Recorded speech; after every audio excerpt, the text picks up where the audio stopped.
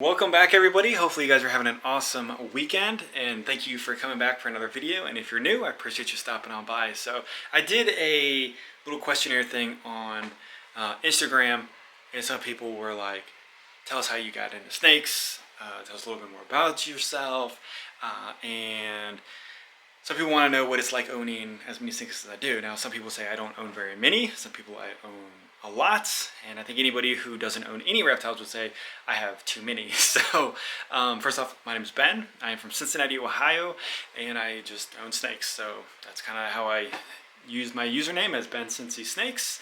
And I own about 45 snakes. So I do own 45, not really about, but that sounds crazy to some people. And then some people that's like, I have like 600 snakes, but I'm not trying to count the breeders and stuff like that who have major operations on selling, just the typical people who kind of are the normal keepers. So I kind of got into snakes about 7 years ago.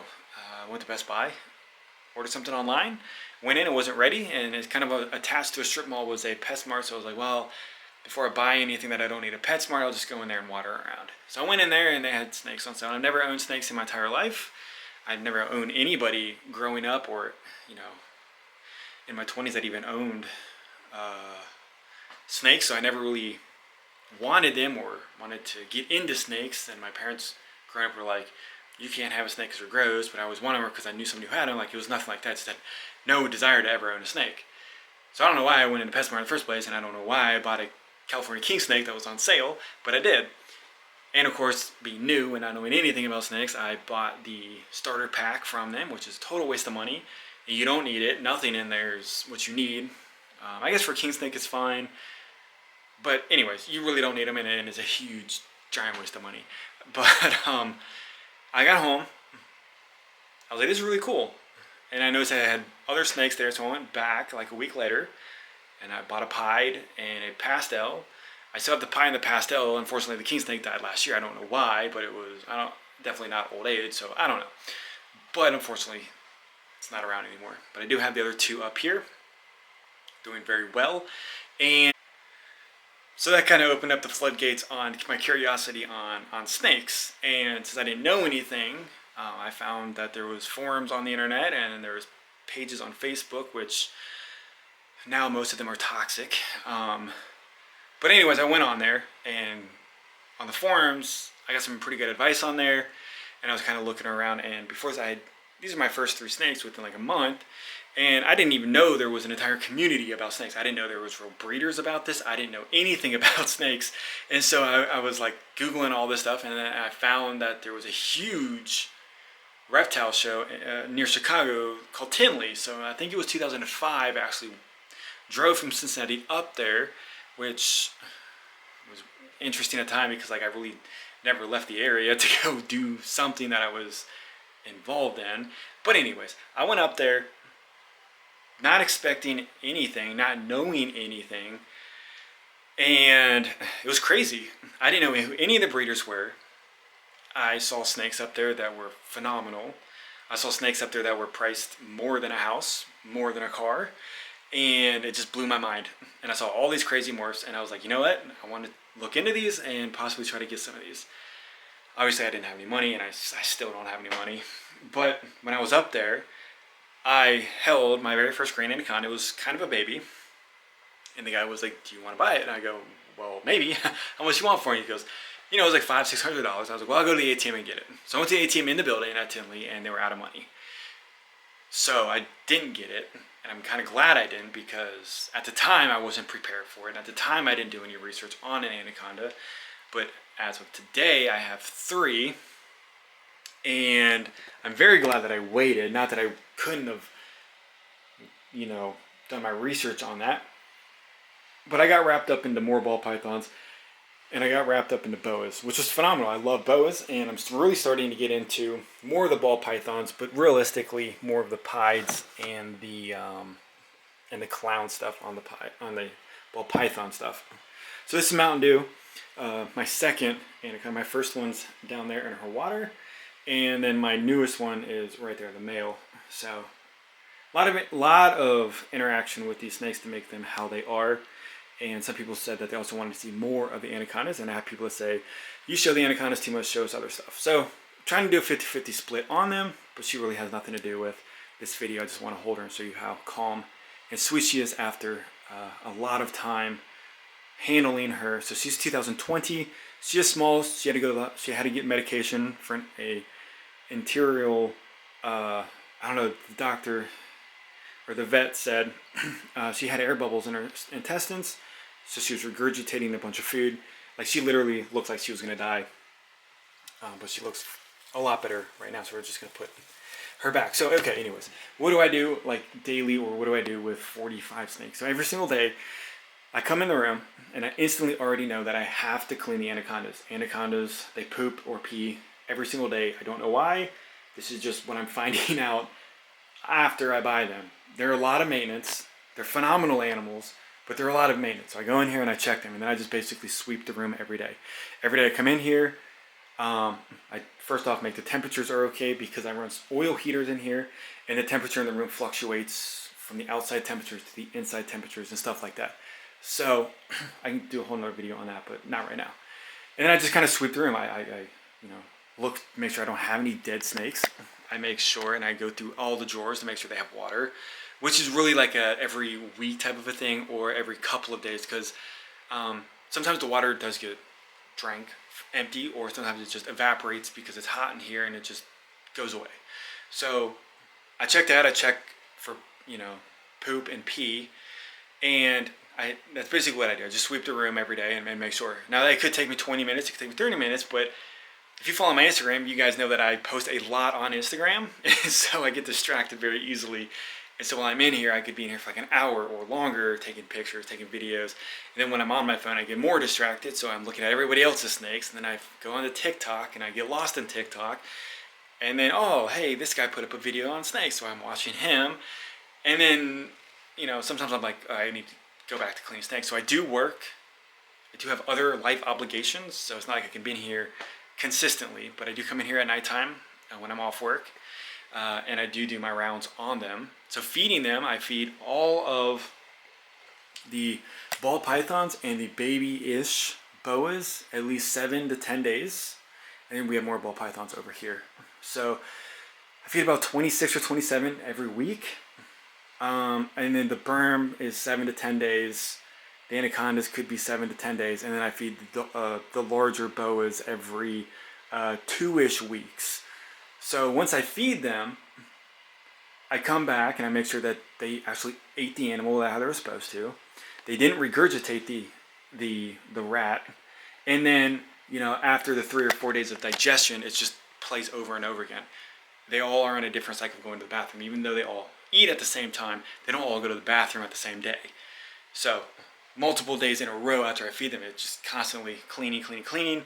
But like I said, the anacondas have to be checked on every day, because they do go to the bathroom. Now, Pop-Tart is in here, and she did just poop earlier, so that's kind of gross. So I apologize about that, and I need to quickly wrap this up and do the video, because she's in there hanging out in her poop, which is really gross. There's different expenses and stuff, so some people are curious on what it costs to maintain 45 snakes.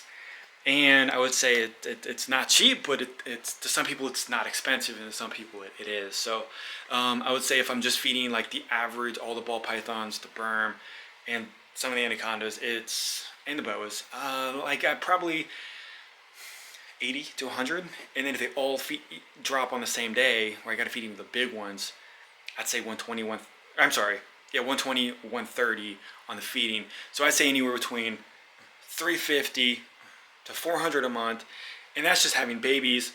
Obviously, as all of these snakes get older, the pricing will go up. So, especially with the bigger snakes. So, realistically, at some point, it'll probably be $500 or $600 a month on feeding bills, and that's if I don't keep on buying snakes. So, a lot of people will breed their own rats, but then that's another expense on the rat rack, the rat food, the rat bedding, starting the rats. Hoping nothing bad happens with the rat colonies, and then just your time on maintaining rats weekly, so you have quality non-sick animals for your snakes. And right now in my life, I like to support local John Charlesmer, who I go to and buy a lot of snakes from, and I get all my rats from him. We've had a good friendship, so I like to help him out. And I don't have the time right now to build a rat rack and to maintain rats and to do weekly cleanings on them. That's just not in my life schedule right now. Like that's just too hectic. In the future, possibly, but right now, it's just not there. And you know, the electricity bill goes up because you have to run all the heating elements, and then the lighting because you're in here with the lighting. And that's really kind of, in the bedding. So as you can see, I have paper, I have different types of bedding. I try new stuff out all the time to see what works and what doesn't work. Yard mulch works great on some of these larger animals. Like I said, the aspen works. Sometimes it does not appear to work in high humidity areas, and here it's fine. Paper works, even though it doesn't look nice, it does work. Sometimes, because sometimes they'll go under the paper, and like in here, not to go off on a little tangent, but in here I did have paper in here. So the heat panels are in the back.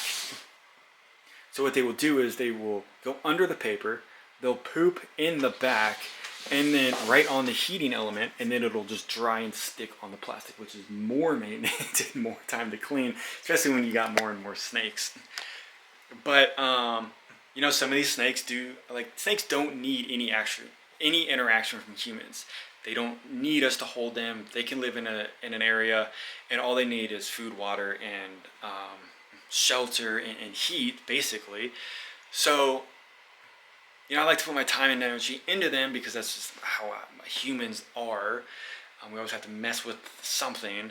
So some of these snakes that are kind of bitey. So I do have this new one right here that I haven't even really got to hold because I've only had him for a little over a week, and he ate, and he's been in shed for quite some time. And we see pop right down here, and I know I've had bedding, like yard mulch in here. I'm going to do it again. Just the time of the cleaning and stuff, I just threw paper in here just because I didn't want to dump. I just didn't have time, and it's bad to say, but I will have time. So I just need to not be on TikTok and not be on Instagram and not be on Netflix to just go in here and do some of this stuff. So we'll look at some of these snakes while I'm talking. So some of these snakes are an orange dream, leopard, enchi, clown, or pied, sorry, not clown, pied. So she can be pretty bright if you get her in the right lighting and stuff like that. So some of these snakes are a little bitey, and so I do like to put have to put a little bit more time into them, like this Aztec right here, VPI Aztec. And it is fun though, because a lot of these snakes I can just reach in here and pull them out and, you know, hold them, take pictures with them, and they don't even care. Now some of them, they will try to bite me and they'll hiss at me. So it's a little bit of some excitement, because some of these snakes are, you know, just something out of the normal when a snake tries to attack you and bite you and stuff, I guess. But it's nice to try to bond with them, and if you can get a good connection with an animal that literally hates you, like, you feel good about yourself, and then you feel like you've accomplished something with them, and then you can hold them, and then you can take videos with them, I guess. But that's really how it is. And then another thing is maintenance. It's a big thing on these. So anytime you work with electronical stuff or heating elements, it's always the possibility of a fire. And I see a lot of fires consistently, more during the winter time than the summer, which I totally understand, because us who live up here in cold climates, we need extra heating elements. But I see collections burn down, buildings burn down, animals die from getting burnt. So always like, whenever you want to, but at least check your equipment for frayed wires, burn marks, worn down equipment, worn down heat pads, worn down heat tape, stuff like that. And I've seen some of the top name brand thermostats catch fire on the connections. I've seen them just stop working. Their fail safes don't work. So if you have a rack at 90 degrees and you know, it clicks on and off to hit 90, and it doesn't want to stop at 90, and it goes to 200, then their probe's going to read 200, and then the heating elements are going to read 200. So then you're going to burn your snakes up. So constantly have have some money set aside just in case something like that happens, because a $200 thermostat is, you know, some people could have, you know, $100 in a rack, or some people could have $50,000 in a rack. And either way, you don't want to lose any animals because you worked hard for that animal and you care for that animal, and it's your pet, so you don't want that to die. So just having some money to the side just to throw in a new thermostat every year or two, rather than it failing or something, you know, I mean, redo your heat tape every so often. Just basic maintenance stuff that can be done monthly or weekly. If you're paranoid, you could even check it daily. That's really what I do when I come through here. And I will give more attention or more time to some of the snakes that do need, or that are a little bit bitey or nervous or new to the room. I do give them a little bit more attention, because a lot of these snakes, they're perfectly fine just reaching your hand in and reaching your hand in and grabbing them without them biting you. But some of them, like I said, a few I do have an issue with, which I like to interact more and more with them. But that's really it. That's basically what I do with 45 snakes. And you can see, I mean, if you talk to most people who don't know anything about reptiles, they're like, you have 45 animals? Like, they just roam around the house? It's like, no. Like, I'm a hoarder on snakes. I just am not like the hoarders you see on, you know, all these TV shows where they have 100 cats and they run loose, and you got dead cats on the couch, dead cats in a cabinet, cats breeding all over the place. Like, we do hoarding very well, I would say. Most of the people in the reptile hoard very well. I think that people would get offended by the word hoarding, but you know, we care for our animals. We look out for their well-being, and we place them in very special bins or cages and like that. So I guess the hoarding on that is a little bit different. But that's it. That's basically what I do with all the snakes. And if you guys want to know more in depth on that, I mean, you guys see me feed them, you guys see me clean them, you guys see me check on them, handling them and stuff like that. So try to do the best I can for them, even though I still do things wrong, I won't admit. You guys correct me. I appreciate that. You guys tell me what I need to work on. I appreciate that. Hopefully you guys have a fantastic day. Enjoyed the video, and I'll see you guys on the next one.